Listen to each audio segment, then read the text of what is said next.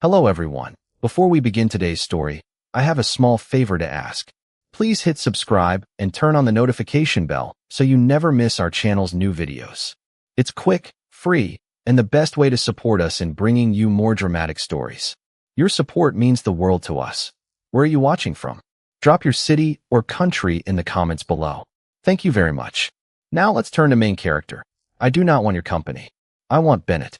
Vincent Morelli said it with such calm certainty that Bennett Avery stopped breathing for a second outside the study door. He had come downstairs because his father had finally called him into the meeting everyone had been avoiding for days, but the conversation had started without him. Inside, the Avery family was bargaining for survival.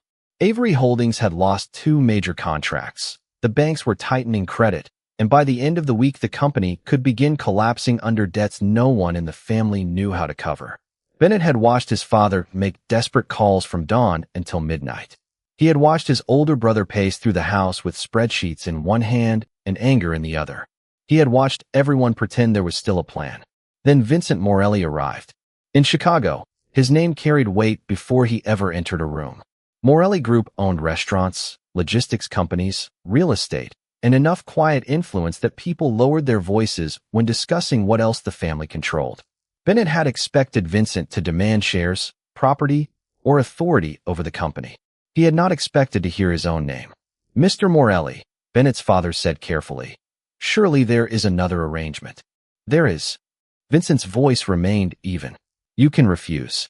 The silence that followed told Bennett exactly what refusal would mean. He pushed open the door. Every person in the room turned toward him. His father looked alarmed. His brother looked irritated. Vincent alone looked unsurprised. He stood near the fireplace in a charcoal suit, tall and still beneath the warm amber light, his expression controlled, his dark eyes fixed on Bennett with unsettling focus. Bennett stepped farther into the room. You want to marry me? His father rose immediately. Bennett, this discussion is not finished. Bennett ignored him. Vincent answered, yes. Why? A pause. Because that is my condition. Bennett almost laughed. But there was nothing funny about the moment. He was 24 years old, an omega who had already learned what it felt like to be rejected by an alpha his family once considered ideal. Since then, his future had been discussed like a business problem nobody needed his help solving. Now the company was dying, and somehow Bennett had become valuable again. If I agree, he asked, what happens to Avery Holdings? The immediate debt is resolved. The employees? Protected. The family home? Untouched. Bennett looked at his father. Relief flashed across the older man's face before he could hide it. That hurt more than any answer Vincent had given. Bennett understood then that everyone in the room had already accepted the possibility of sacrificing him. They were simply waiting for him to make it easier. He lifted his chin. Then I agree. His brother swore under his breath. His father said Bennett's name as if performing concern for an audience. Vincent did not smile. You should read the contract first. Would reading it change what happens if I say no? No. Bennett nodded once. Then I know enough for tonight. He turned toward the door before anyone could see how tightly he was holding himself together. He had nearly reached the hallway when Vincent spoke again, this time to the attorney seated near the window. One additional instruction. Bennett stopped.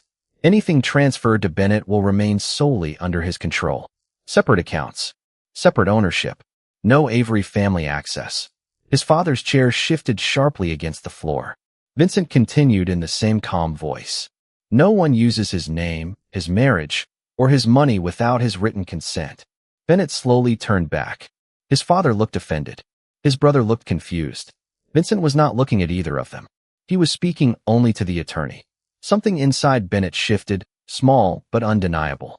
The man who had just demanded him as the price of saving his family was also the first person in the room making certain that, after the agreement was signed, Bennett would belong financially to no one but himself. The contract was waiting for Bennett the next morning in a private conference room 30 floors above downtown Chicago, and he expected every page to confirm what he already believed, that his family had exchanged him for survival. Instead, the first section made him pause. The second made him suspicious. By the time he reached the 10th page, he was looking across the glass table at Vincent Morelli as if there had to be another document hidden somewhere. Bennett would retain complete control of his personal income. Any property placed in his name would remain legally separate from the Avery family. He would have independent bank accounts, private living quarters at the Morelli residence, unrestricted access to transportation, and the right to continue any professional or charitable work he chose. There were no clauses demanding social obedience, no requirement that he surrender control over his schedule, and no financial penalty if he chose to leave the arrangement after the one-year review period. Bennett read that section twice. This cannot be the entire contract. Vincent sat opposite him in a charcoal suit, composed beneath the cool morning light. It is. Bennett glanced toward the attorney seated at the far end of the table. I can leave after 1 year. You can request dissolution before that if necessary. And my family still keeps the financial protection? Yes. Bennett set the pages down slowly. Then what exactly are you buying? Vincent's expression did not change. Their debt. Bennett waited. Not you. The answer landed harder than he expected. He leaned back in his chair. You understand how impossible that sounds. Explain. Last night you walked into my father's house, offered enough money to prevent Avery Holdings from collapsing, and asked for me by name.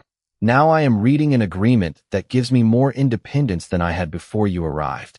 Vincent folded his hands loosely on the table. That is intentional. Why? Because your family's crisis does not give me the right to control your life. Bennett gave a small, disbelieving laugh. Yet you are still asking me to marry you. Yes. That is the part you keep refusing to explain. Vincent held his gaze. For now. Bennett felt irritation sharpen beneath his exhaustion.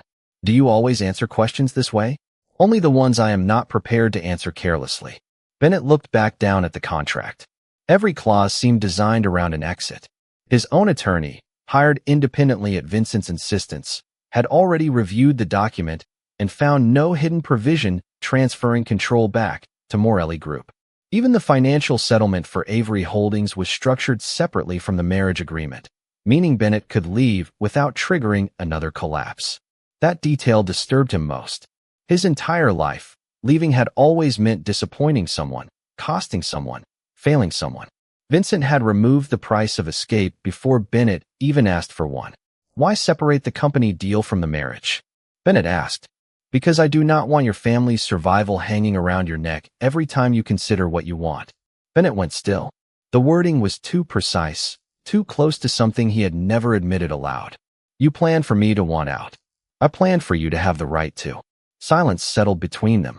Bennett turned to the final page. His signature line waited beneath a series of legal acknowledgments. He picked up the pen but did not sign. There is still one question. Vincent waited. Why me? Something shifted behind Vincent's dark eyes. Not surprise. Recognition.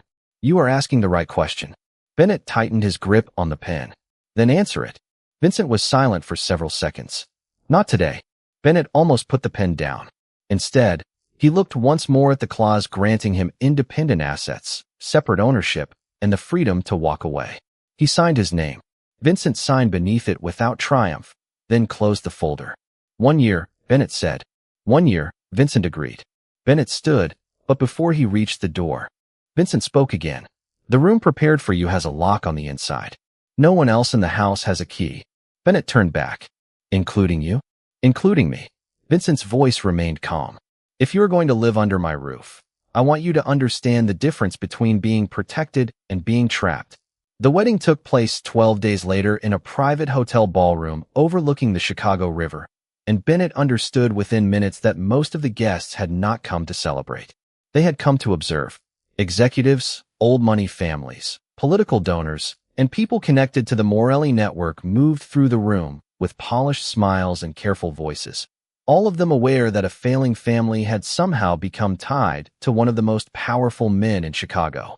Bennett stood beside Vincent beneath crystal chandeliers, dressed in an ivory suit that contrasted with Vincent's charcoal tailoring, while cameras flashed beyond the velvet barriers near the entrance.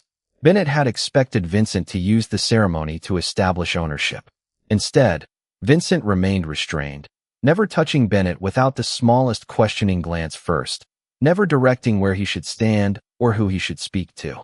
That should not have mattered as much as it did. The ceremony itself passed in a blur of formal vows, signatures, and applause. The difficult part came afterward. Bennett had just finished speaking with an older foundation donor when a familiar voice reached him from behind. "I have to admit, this is not where I expected to see you." Bennett turned and felt the old humiliation return before he could stop it. Grant Whitmore stood several feet away holding a champagne glass, perfectly composed in the same effortless way Bennett remembered from 2 years earlier.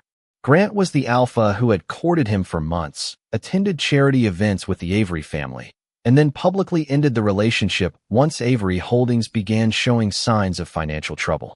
Bennett had spent a long time believing the rejection proved something about his own worth.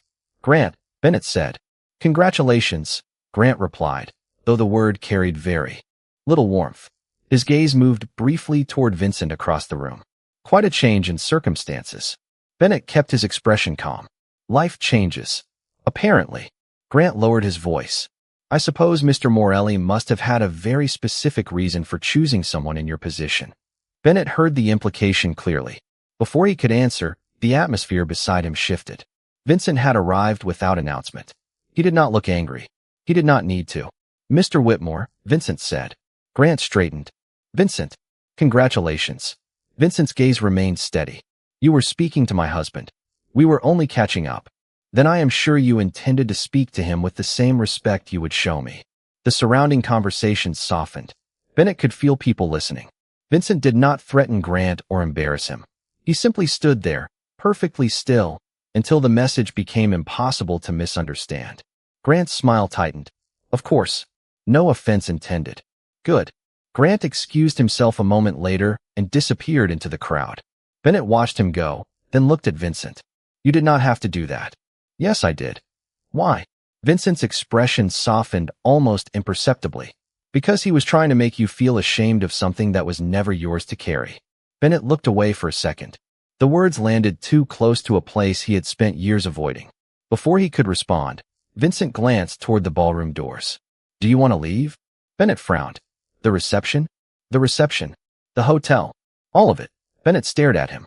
"You would leave your own wedding?" "If you want to." Across the room, Bennett saw his father watching with visible tension, clearly afraid that anything unusual might damage the new alliance.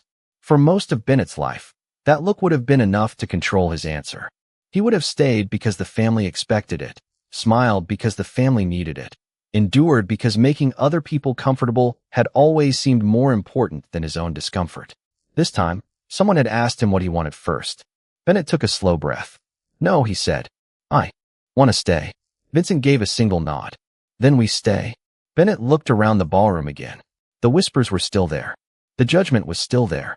His past had not disappeared simply because Vincent Morelli stood beside him. Yet something had changed. Staying no longer felt like obedience. It felt like a choice, and for the first time in longer than Bennett could remember, the choice belonged entirely to him. The Morelli residence stood behind black iron gates on a quiet road north of Chicago, and Bennett expected the place to feel like a fortress. Security cameras followed the long drive. 2 discreet guards monitored the entrance, and every vehicle was checked before being allowed through. Yet the house beyond the gates was not cold. It was a restored limestone mansion with tall windows, warm interior lights, and bare winter trees framing the property against the pale evening sky. Vincent led Bennett upstairs after the staff had taken his luggage. He stopped at a room near the end of the hallway and opened the door. "This is yours." Bennett stepped inside slowly. The room was spacious without feeling excessive, furnished in soft gray, muted blue, and warm walnut. A reading chair sat beside a wide window overlooking the back garden, and a small lamp cast a gentle amber glow across the shelves. Bennett walked closer to them and stopped. Several books he recognized were already there. "How did these get here?" Vincent glanced toward the shelf. "You mentioned them during the contract meeting." Bennett turned. "I mentioned one author." "You mentioned 3. You remember that?" "Yes." Vincent crossed to the desk and placed a brass key beside a leather tray. "The door locks from the inside. No one else has a key." Bennett stared at it. "Including you?" "Including me." That answer followed Bennett long after Vincent left the room. At the Avery house, privacy had always depended on whether his family considered it convenient. Doors opened without warning. Conversations about his future happened before anyone bothered asking what he wanted. Here, in the home of a man everyone described as dangerous, Bennett had been given something he had rarely experienced before: a boundary nobody intended to cross. The next morning, he came downstairs before 7 and found Vincent in the kitchen wearing dark trousers and a forest green sweater instead of a suit. Without the formality of the wedding, he looked less distant, though no less controlled. "Coffee?" Vincent asked. "Tea, usually." Vincent opened a cabinet and removed a box of Earl Grey. Bennett paused. "You keep that here?" "Since yesterday." "Because of me." Vincent poured hot water into a mug. "You live here now." He said it as though the explanation were obvious. Over the following days, more details appeared. The hallway lamp outside Bennett's room remained on after Vincent noticed he disliked walking through the house in darkness. The breakfast staff stopped serving grapefruit after Bennett left it untouched twice. A second chair appeared beside the library window where Bennett had started reading in the afternoons. Nobody announced the changes. Nobody expected gratitude. That unsettled him more than expensive gifts ever could. One evening, Bennett found Vincent alone in the library reviewing papers near the fireplace. He sat in the new chair and remained quiet for several minutes before speaking. "I cannot figure you out." Vincent looked up. "That sounds inconvenient." Bennett almost smiled. "People say you control everything. I control what is mine to control." Bennett turned toward him. "And me?" Vincent became completely still. "You are not mine to control. I am your husband. That does not make you property." Bennett studied his face. "My family treated me like something that could be negotiated." "I know. Then what am I supposed to be here?" Vincent closed the folder in his hands and held Bennett's gaze. "Whatever you decide to become." Bennett said nothing. Later that night, he returned to his room and locked the door. His fingers rested on the key for a long moment. For the first time in his life, a lock did not feel like something meant to keep him inside. It felt like proof that the world needed permission before entering. Bennett found the photograph on a quiet Sunday afternoon, tucked between the pages of an old hardcover in the Morelli library. He had been looking for a collection of essays when the picture slipped free and landed near his shoe. At first, it seemed ordinary. A hospital lobby, several volunteers, a few nurses, and donors gathered beneath a banner for a community medical fundraiser. Then Bennett saw himself near the edge of the frame. He was 17, almost 18, wearing a volunteer badge over a pale blue shirt, his dark chestnut hair falling in loose waves across his forehead. He held 2 paper cups in one hand. The memory returned slowly. Lakeshore Medical Center. A freezing evening 7 years earlier. A nearly empty corridor after visiting hours. A stranger sitting alone near the elevators, looking exhausted but refusing every offer of help. Bennett remembered noticing that everyone who approached the man seemed to know who he was. Some spoke too politely. Others lingered too long. Bennett had known none of it. He had simply seen someone who looked tired. He brought him water, then terrible vending machine coffee, and stayed nearby until a driver finally arrived. They barely spoke. Bennett never asked his name. He had gone home, believing the moment meant nothing. His gaze shifted across the photograph. Standing several feet behind his younger self was Vincent. Younger, but unmistakable. The same dark hair. The same controlled posture. The same deep espresso eyes that seemed to take in more than they revealed. "You found it." Vincent's voice came from the doorway. Bennett turned slowly, still holding the photograph. Vincent stood beneath the archway in a dark sweater, his expression composed but watchful. "This was you," Bennett said. Vincent entered the room. "Yes." "At Lakeshore." "Yes." Bennett looked back at the image. "You were the man by the elevators." "You remember." Bennett let out a quiet breath. "I remember apologizing for terrible coffee." A faint softness touched Vincent's mouth. 3 times. Bennett stared at him. "That was 7 years ago. 7 years and 2 months. Bennett looked up sharply. "You remember exactly?" "I remember the night."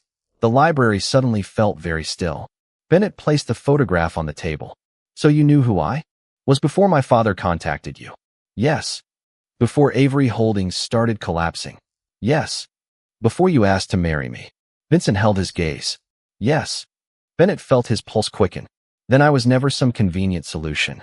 Something tightened in Vincent's expression. "No." "Why did you remember me?" Vincent was silent for several seconds before answering. "Because that night, everyone who came near me wanted something. Access. Favor. Recognition. You wanted nothing." Bennett frowned. "I brought you coffee. You stayed." Vincent glanced toward the photograph. "You asked whether I wanted company. When I said I was fine, you stayed anyway, but far enough away that I did not feel watched. Then you left without asking who I was. Bennett swallowed. That was not extraordinary. It was to me. The simplicity of the answer unsettled him more than any dramatic confession could have. Then why wait 7 years? Vincent's eyes returned to his. Because remembering someone does not give you permission to enter his life. Bennett went quiet. So what changed? Your family's situation reached people connected to me. I recognized the Avery name. Then I learned they were discussing your future as part of their financial recovery. Bennett's chest tightened. They were already planning to use my marriage. Yes. And that is when you stepped in. Vincent nodded once. Bennett looked around the library, at the books Vincent remembered, the chair placed beside the window, the tea stocked in the kitchen, the key nobody else possessed. Suddenly none of it felt random. You could have told me this from the beginning. I could have. Why did you not? Vincent's answer came quietly. Because I did not want 7 years of memory to become another obligation you felt responsible for repaying. Bennett stared at him, and something inside him shifted. Vincent had remembered him for 7 years, yet even now he refused to turn that memory into a debt. For the first time, Bennett understood that the mystery was no longer why Vincent had chosen him. It was how long Vincent had cared enough to wait until choosing Bennett might finally leave Bennett free to choose him back. After Bennett learned the truth about the hospital, Vincent did not become more expressive, more demanding, or more obvious about what he felt. If anything, he became even more careful, as though revealing that 7-year memory had made him more determined not to turn affection into expectation. What changed was Bennett. He began noticing details he had once dismissed as coincidence. Vincent knew Bennett preferred the chair closest to the library window because the afternoon light was softer there. He knew Bennett liked Earl Grey with a small spoonful of honey when he had been working too long. He knew Bennett sometimes paused outside the music room and looked toward the empty wall where an upright piano had once stood before the Morelli family renovated the house. 4 days later, Bennett came downstairs and stopped in the doorway. A restored walnut piano now stood beneath the tall windows, its polished surface catching the pale winter light.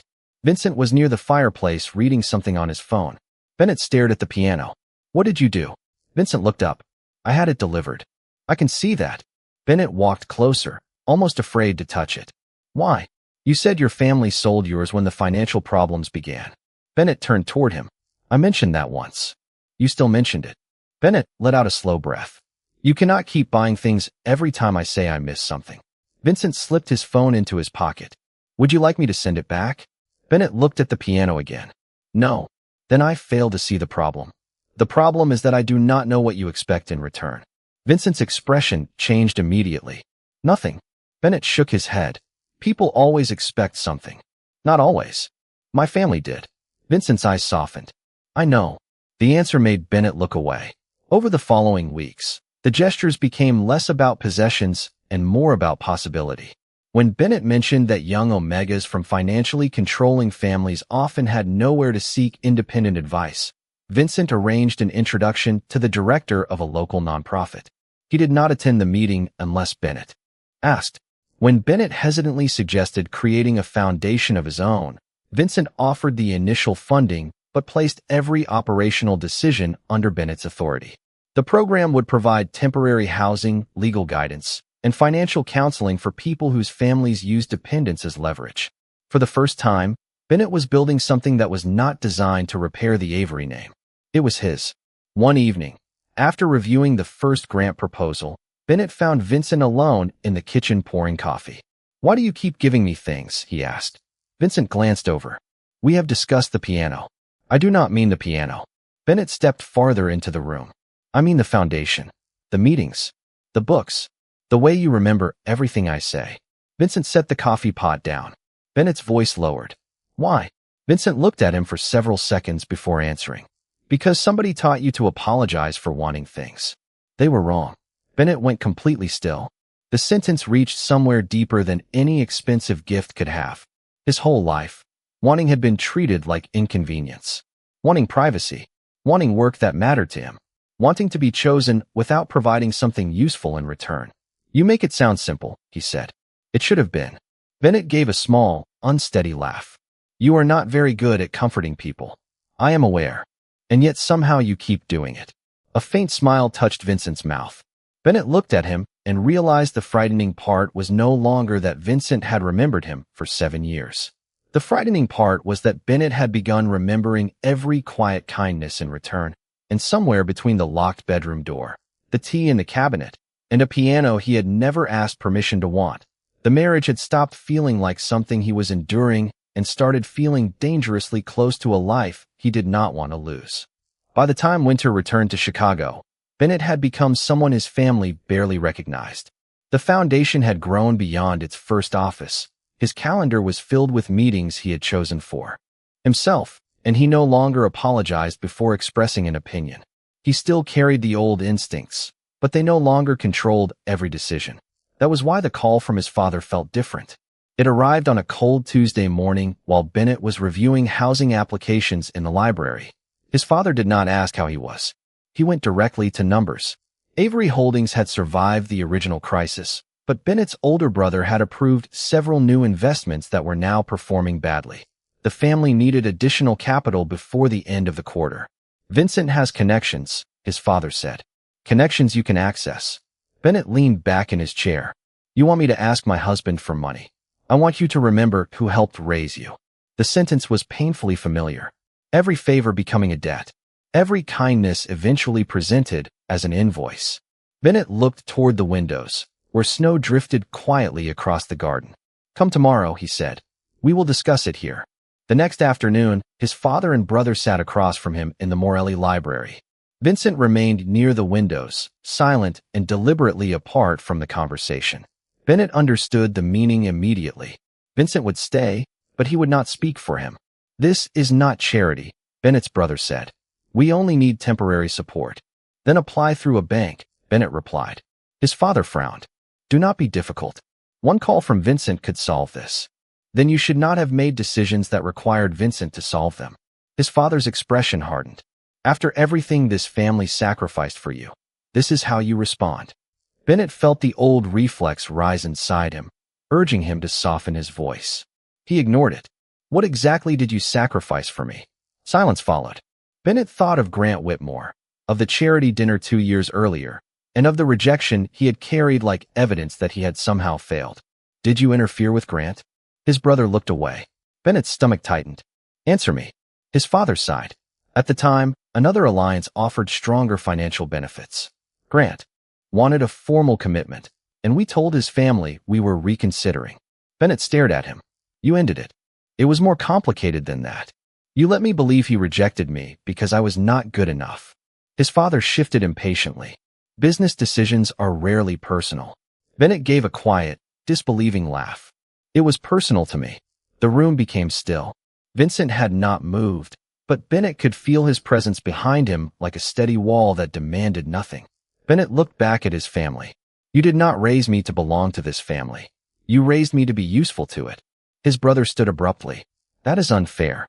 "No. What was unfair was teaching me that love disappeared whenever my value changed." Bennett's voice remained calm.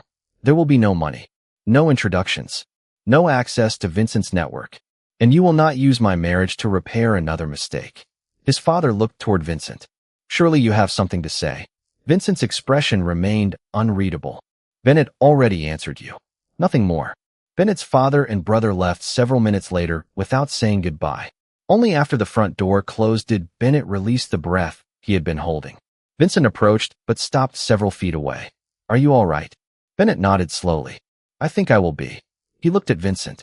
"You knew about Grant, did you not?" "I learned after the wedding." "Why did you never tell me?" Vincent answered without hesitation. "Because I did not want to use their failure to make myself look necessary." Bennett went quiet. Vincent could have exposed the truth months ago. He could have made Bennett distrust everyone except him. Instead, he had waited until Bennett could hear the truth and decide for himself what it meant. Bennett stepped closer. "Thank you for not speaking for me." Vincent's gaze softened. "You did not need me to." And for the first time, Bennett understood completely that being loved by Vincent had never meant surrendering his voice. It meant finally having someone beside him who believed he was strong enough to use it. The anniversary of their agreement arrived beneath a pale March sky, almost 1 year after Bennett first signed his name beneath Vincent's. By then, the Morelli house no longer felt borrowed. Bennett knew which stair creaked near the library, which kitchen cabinet held his tea, and which window caught the first warm light in the morning. He had spent the day at the foundation reviewing plans for a new counseling program, and when he returned home, he expected dinner, perhaps coffee, perhaps one of those quiet evenings that had become more precious than he liked to admit. Instead, a leather folder waited on the table beside the piano. Vincent stood near the windows in a dark sweater, his hands resting loosely at his sides. Bennett glanced at the folder. "What is that?" Vincent's expression remained controlled. "The final paperwork." Something in his voice made Bennett open it immediately. The first page was enough. Dissolution of marriage agreement. Bennett stared at the words until they blurred. Vincent had already signed. "You want a divorce. The one-year arrangement has ended." "That is not what I asked." Vincent's jaw tightened slightly. "Avery Holdings is stable. Your family has no claim over your accounts. The foundation is independent. There is nothing left tying you to the agreement." Bennett felt a cold pressure settle in his chest. "So now you are finished with me." Vincent's eyes sharpened. "No. There are signed divorce papers in front of me. Because I promised you a choice." Bennett looked up. Vincent continued, quieter now. "You entered this marriage because your family was collapsing. You had reasons to stay that had nothing to do with me. I will not use gratitude, security, or obligation to keep you here." Bennett swallowed. Over the past year, he had learned the private language of Vincent Morelli. The way he loosened his cuffs when tired. The way his expression softened when Bennett laughed unexpectedly. The way he stayed nearby during difficult moments without taking control of them. Bennett had stopped thinking of the bedroom upstairs as a guest room. He had stopped thinking of the library chair as something placed there for him and started thinking of it as his. Somewhere along the way, home had become a person as much as a place. "You could have asked me what I wanted," Bennett said. Vincent gave a faint, humorless smile. "You spent most of your life being trained to say yes when people needed something from you. I wanted the door open before I asked you to stay." The words struck with painful precision. Bennett looked down at the papers again. "Do you love me?" Vincent went completely still. For several seconds, the only sound in the room was the quiet ticking of the clock near the fireplace. Then Vincent answered, "Yes." No hesitation. No performance. Bennett's throat tightened. "How long?" "Long enough to know I should not say it while you were still bound to me." Bennett closed his eyes for a moment. When he opened them again, Vincent had not moved closer. He was still giving him space. Even now. Especially now. Bennett closed the folder without signing. "I am not ready to answer tonight." "You do not have to." Bennett nodded slowly. "I need to know who I am when I am not somebody's son, somebody's responsibility, or somebody's husband." Pain flickered across Vincent's face, but he did not argue. "All right. I am going to move out for a while." Vincent took a slow breath. "All right." Bennett waited for resistance that never came. "And if I come back?" Vincent met his eyes. "Then I will know you came back because you wanted to."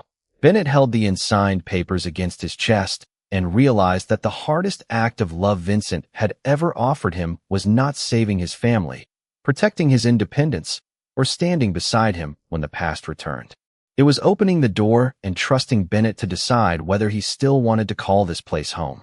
Bennett rented a modest apartment near Lincoln Park and spent the next 5 weeks discovering what freedom felt like when nobody was waiting to approve his choices. He bought his own groceries, paid his own bills, worked late at the foundation when he wanted to, and learned that silence could be peaceful when it belonged entirely to him. For the first time, there was no family ledger measuring his usefulness and no marriage agreement defining where he should be. He also learned something harder. Independence did not make him stop loving Vincent. It made the truth impossible to avoid. Bennett did not miss the Morelli residence because it was larger than his apartment. He missed the library window in the afternoon. He missed the kitchen light left on when he returned home late. He missed the way Vincent remembered when Bennett had skipped lunch and quietly left something warm for him without turning concern into control. Most of all, he missed the man who had never asked him to become smaller in exchange for being protected. By late April, Bennett knew what he wanted. He returned to the Morelli residence on a clear Saturday morning, carrying the unsigned divorce folder beneath one arm and a small ring box in his coat pocket. The gates opened, but this time there was no contract requiring him to pass through them. Vincent answered the front door himself. For one long second, neither man spoke. Vincent looked almost exactly as Bennett remembered him, dressed in dark trousers and an espresso sweater, his posture controlled, his deep brown eyes revealing very little. But Bennett saw the hope there before Vincent could hide it. "You came back," Vincent said. "I did." Vincent stepped aside. He did not reach for the folder. He did not ask whether Bennett had signed. "Are you certain?" Bennett almost smiled. "You really know how to ruin a dramatic return."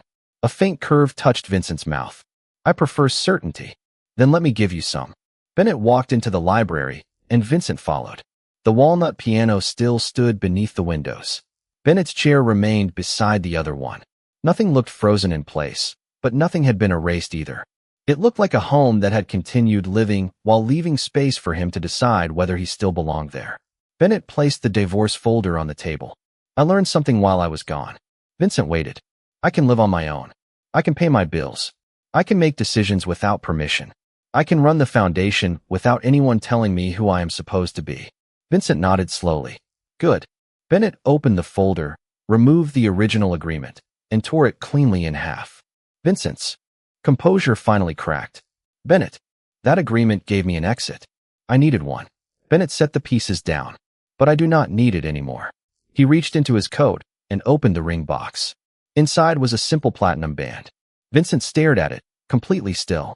"The first time, you chose me when I did not know how to choose myself," Bennett said. "This time, I choose you." Vincent's eyes softened. Bennett continued. "No debt. No family obligation. No rescue. No contract. Just me asking whether you still want a future with me." Vincent stepped closer. "Yes." Bennett laughed softly. "I had not actually asked the question yet. You were taking too long." 3 months later, they married again in the garden behind the Morelli house with fewer than 30 guests. There were no reporters, no business negotiations, and no Avery family representatives. Bennett wore ivory because he wanted to. Vincent wore charcoal because he always did. Their vows contained no conditions beyond honesty, respect, and the promise to keep choosing each other freely. By the following spring, Bennett's foundation had expanded into 2 additional Chicago neighborhoods, providing temporary housing, financial counseling, and independent legal guidance to people trapped by family dependence.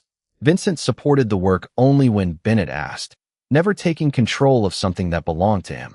On quiet mornings, Bennett sat beside the library window reviewing plans while Vincent made coffee in the kitchen. Sometimes the old habits returned, and Bennett would hesitate before admitting he wanted something. Vincent always noticed. He would look at him and ask the same simple question. "What do you want?" It became the question that defined their life together. Not what was expected, not what was owed. What do you want? Bennett had once believed love meant sacrificing enough of yourself to earn a place in someone else's life. Now he understood something different. Love was not being kept by someone powerful enough to hold on. It was being free enough to leave and still knowing exactly where you wanted to come home.